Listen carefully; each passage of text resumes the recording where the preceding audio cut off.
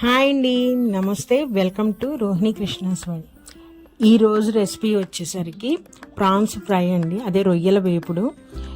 ఈ రొయ్యల వేపుడు మనం సైడ్ డిష్గా పెట్టుకోవచ్చు. లైట్గా రైస్లో కలుపుకోవడానికి కూడా లైట్ గ్రేవీతో ఉంటుంది. చాలా బాగుంటుందండి, చాలా టేస్టీగా కూడా ఉంటుంది.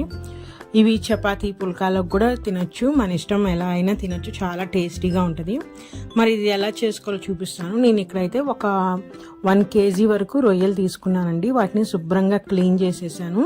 దాంట్లో ఎటువంటి వాటర్ లేకుండా వాటర్ అంతా తీసేసాను. ఇప్పుడు దీనిలోకి ఒక అర నిమ్మ చెక్క అండి, ఆ నిమ్మరసం వేసేయాలి.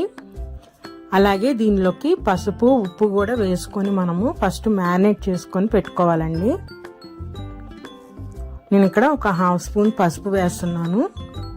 అలానే సాల్ట్ కూడా కొంచెం వేసుకోవాలి. మనము ఒక 1/2 స్పూన్ వరకు వేసేసుకొని ఇప్పుడు ఇదంతా రొయ్యలకు పట్టేటట్టు బాగా కలుపుకోవాలి.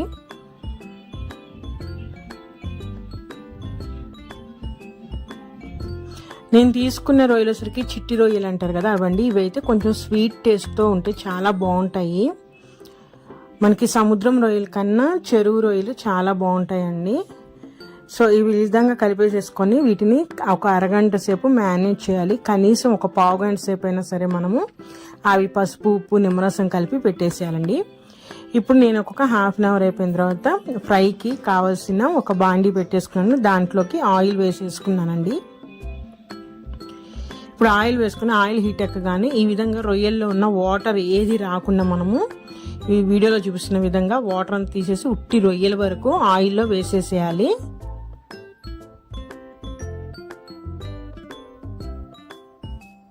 వాటర్ రాకూడదండి అసలు ఏమి. మీడియం ఫ్లేమ్లో పెట్టుకోవాలి మనము ఆయిల్ అనేది.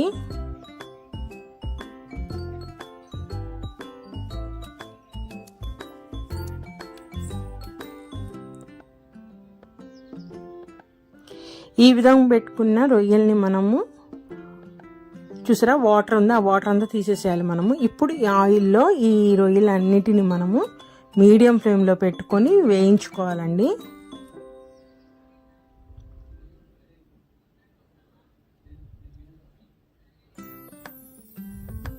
ఈ విధంగా వేయించేటప్పుడు ఆ రొయ్యల్లో ఉన్న వాటర్ అంతా కూడా బయటకు వస్తుంది.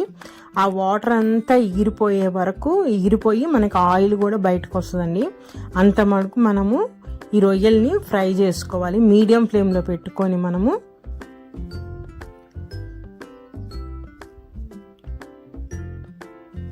చక్కగా ఫ్రై చేసుకోవాలండి. హై ఫ్లేమ్లో పెట్టేయకూడదు, ఎందుకంటే రొయ్యలు అనేవి మాడిపోతాయి.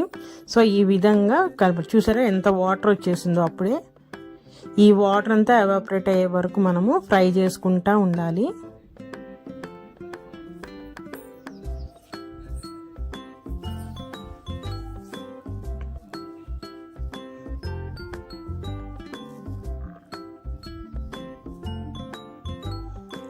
ఈ వాటర్ పోయే వరకు మనకు వేయించుకోవటం వల్ల ఆ రొయ్యల్లో ఉన్న స్మెల్ అంతా పోతుందండి. రొయ్యలు కూడా చక్కగా మంచిగా ఉడికి ఉంటాయి. ఈ విధంగా ఫ్రై చేసి రెడీ అవడానికి నాకు ఒక 5 minutes వరకు పట్టిందండి. చూసారా, ఒక 5 నిమిషాల తర్వాత దాంట్లో ఉన్న వాటర్ అంతా పోయి ఆయిల్ బయటకు వచ్చేసింది. ఇప్పుడు ఇట్లా వేయించిన రొయ్యల్ని మనము ఒక ప్లేట్లోకి తీసేసుకోవాలి.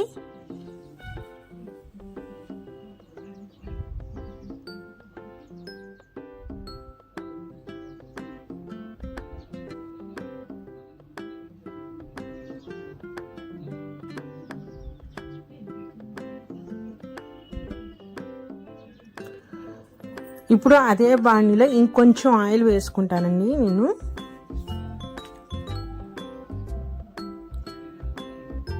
ఇంకొంచెం ఆయిల్, ఒక 2 స్పూన్ల ఆయిల్ వేసేసుకొని ఇప్పుడు మనము మన గ్రేవీ అంటే కొంచెం ఎంత కావాలో, మనం రైస్లో కూడా కలుపుకోవడానికి కావాలంటే ఇంకొంచెం ఉల్లిపాయలు ఎక్కువగా, లేదు జస్ట్ మనం సైడ్ డిష్గా తినాలన్నప్పుడు ఉల్లిపాయలు తక్కువగా వేసుకోవాలి. నేనైతే ఇక్కడ రైస్లో కలుపుకోవడానికి వరకే చేస్తున్నాను. అంటే రైస్లో కలుపుకోవచ్చు, లేదంటే ఒక రసం కానీ పప్పుచారు కానీ పెట్టుకొని సైడ్ డిష్గా కూడా మనం నంచుకొని తినచ్చండి.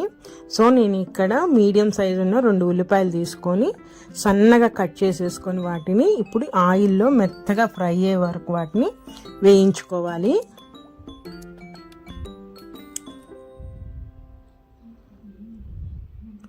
మీడియం ఫ్లేమ్లో పెట్టుకుని ఒక 2 నిమిషాల పాటు వేయించుకోవాలండి.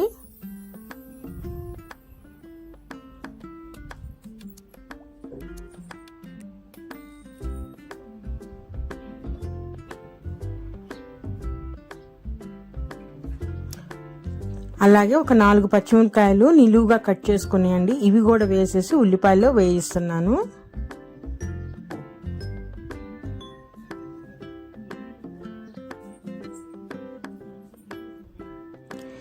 ఇప్పుడు దీంట్లోనే 1 స్పూన్ నేను అల్లం చిన్నులపాయ పేస్ట్ అండి, ఇది కూడా వేసేసి దాంట్లో ఉన్న పచ్చిదనం పోయే వరకు మనం ఒక 2 నిమిషాల పాటు ఫ్రై చేసుకోవాలి ఆయిల్లో.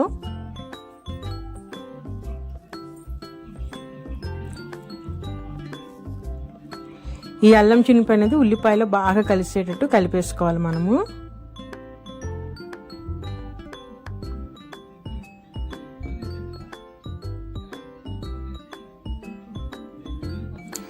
ఈ విధంగా బాగా కలిపి 2 నిమిషాలు వేయించిన తర్వాత మూత పెట్టేసుకోవాలండి. ఈ మూత పెట్టుకోవడం వల్ల ఉల్లిపాయ అనేది మగ్గి మెత్తగా అవుతుంది, అప్పుడు అది రొయ్యలకి బాగా పట్టుకుంటుందండి మనకి. చూసారా, ఒక 2 నిమిషాలు అయ్యేసరికి ఉల్లిపాయలు కానీ ఆ పచ్చిమిరపకాయ అంతా మగ్గినాయి. ఒకసారి బాగా కలిపేసేసుకొని ఇప్పుడు మనం దీంట్లోకి ఇందాక వేయించి రెడీగా పెట్టుకున్న ఆ రొయ్యల్ని వేసేసేయాలండి. వేసేసి ఈ ఉల్లిపాయల మిశ్రమం మొత్తం రొయ్యలకి పట్టుకునేటట్టు బాగా కలుపుకోవాలి మనము.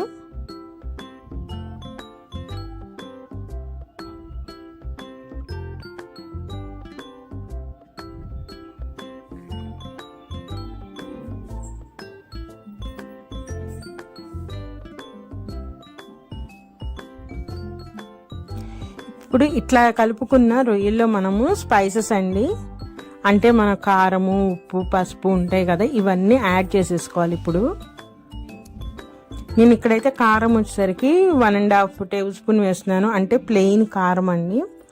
నేను ఇక్కడ 1.5 స్పూన్ వేసుకుంటున్నాను, అంటే మన స్పైస్కి తగ్గట్టుగా వేసుకోవాలి కారం అనేది.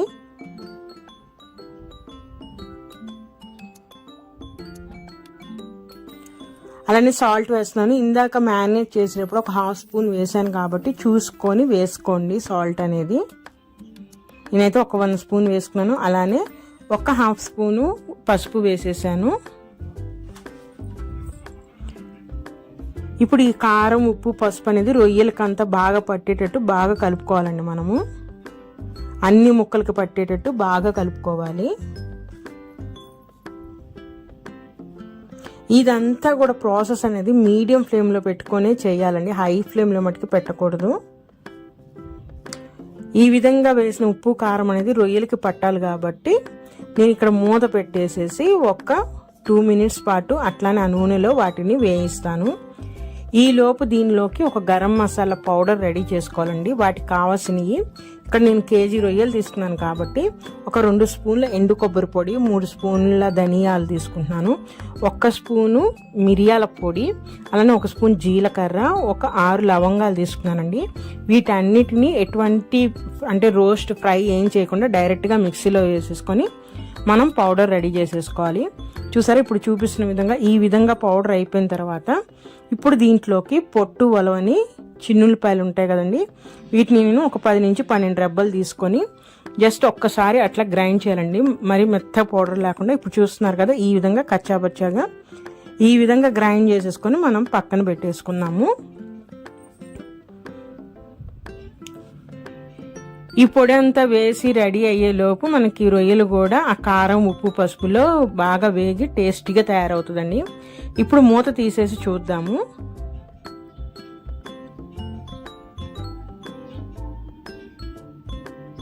ఆయిల్ కూడా అనేది మనకి చుట్టూరు కనిపిస్తూ ఉందండి, చూడండి. చూసారా, సైడ్ అంతా ఆయిల్ కూడా తేలింది. నేను మళ్ళీ ఒక బంచ్ అనేది అంటే ఒక రెమ్మ కరివేపాకు వేసేసి మళ్ళీ ఒకసారి మొత్తం కలుపుతున్నాను. ఈ కరివేపాకు వేయటం వల్ల ఆ ఫ్లేవర్ అంతా రొయ్యలకి పడుతుందండి, చాలా బాగుంటుంది. ఫ్రైస్లో ఎప్పుడైనా కరివేపాకు నూనెలో వేగినప్పుడు ఆ స్మెల్ అనేది ఆ ఐటమ్కి బట్టి చాలా బాగుంటుంది. కరివేపాకు వేసాను కాబట్టి ఇంకొక నిమిషం పాటు మనము అదే నూనెలో ఫ్రై చేద్దాము. 1 నిమిషం తర్వాత మూత తీసేసి ఒకసారి కలిపేసేసుకొని ఇప్పుడు ఇందాక రెడీ చేసుకున్న గరం మసాలా పౌడర్ ఉంది కదా, ఆ పౌడర్ మొత్తం వేసేసుకోవాలండి. ముందుగా అయితే ఒకసారి కలిపేద్దాము మొత్తము. చూసారా, అడుగున ఏం పట్టలేదు మనకి, ఎందుకంటే మీడియం ఫ్లేమ్లో మూత పెట్టి చేస్తున్నాం కాబట్టి అడుగున పట్టదండి ఇంకా ఏమీ. ఇప్పుడు ఇందాక రెడీ చేసుకున్న ఆ గరం మసాలా పౌడర్ మొత్తం వేసేస్తున్నాను నేను. ఈ గరం మసాలా పౌడర్ అనేది రొయ్యలకు పట్టేటట్టు బాగా కలుపుకోవాలి.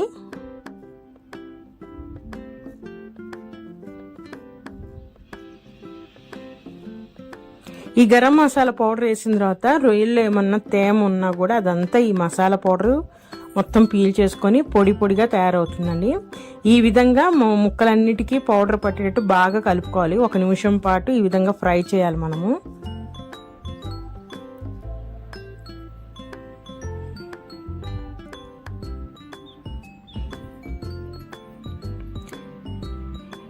వేసేసాం కదా, ఇప్పుడు మనము ఆ గరం మసాలా కూడా మనము ఫ్రై అవ్వడం అంటే దాంట్లో ఉన్న పచ్చివాసన పోవటానికి, ఆ గరం మసాలా మొత్తం రొయ్యలకు పట్టడానికి మళ్ళీ మూత పెట్టేసి అదే మీడియం ఫ్లేమ్లో ఇంకొక 2 నిమిషాల పాటు మనము ఫ్రై చేయాలండి. ఒక 2 నిమిషాల తర్వాత మూత తీసి చూద్దాము. చూసారా, మనకు ఆయిల్ అనేది కనిపిస్తుంది అక్కడక్కడ, అంటే సో మసాలా అనేది ఫ్రై అయిపోయింది. ఇప్పుడు దీనిలోకి నేను కొత్తిమీర వేసేస్తున్నాను. మీరు గనక ఇందాక మ్యారినేట్ చేసేటప్పుడు నిమ్మకాయ గనక పిండుకోకపోతే మీరు ఇప్పుడు నిమ్మకాయ పిండుకోవచ్చండి. అలానే గరం మసాలా పౌడర్, ఇందాక నేను వేసిన గరం మసాలా కాకుండా ఇంకా ఎక్స్ట్రా మీకు వేరే ఏదైనా గరం మసాలా పౌడర్ వేసుకోవాలన్నా కూడా ఇప్పుడు యాడ్ చేసుకోవచ్చు. కాకపోతే అది యాడ్ చేయకుండా ఉంటేనే ఈ గరం మసాలా ఫ్లేవర్తోనే ఫ్రై అనేది చాలా బాగుంటుంది. సో ఈ విధంగా కలిపేసేసుకోవాలండి మొత్తము. నిమ్మకాయ కూడా ఇందాక యాడ్ చేసుకోకపోతే ఇప్పుడు యాడ్ చేసేసుకోవచ్చు. మ్యారినేట్ చేసేటప్పుడే యాడ్ చేస్తే ఏముందంటే ఆ నిమ్మకాయ అనేది ముక్కకు పట్టి చాలా బాగుంటుంది. ఒక్క 1 మినిట్ పాటు కొత్తిమీర వేసిన తర్వాత ఒక్క 1 మినిట్ పాటు ఫ్రై చేస్తే మన రొయ్యల వేపుడు రెడీ అండి. ఇది రైస్లోకి, చపాతీ దేంట్లోకైనా చాలా బాగుంటుంది. మరి ఇదేనండి ఈరోజు రెసిపీ. అయితే నా రెసిపీస్ కనుక నచ్చితే ప్లీజ్ సబ్స్క్రైబ్ మై ఛానల్. అలానే లైక్ చేయండి, షేర్ చేయండి. మరొక మంచి రెసిపీతో మళ్ళీ కలుస్తాను. ఉంటానండి, బాయ్.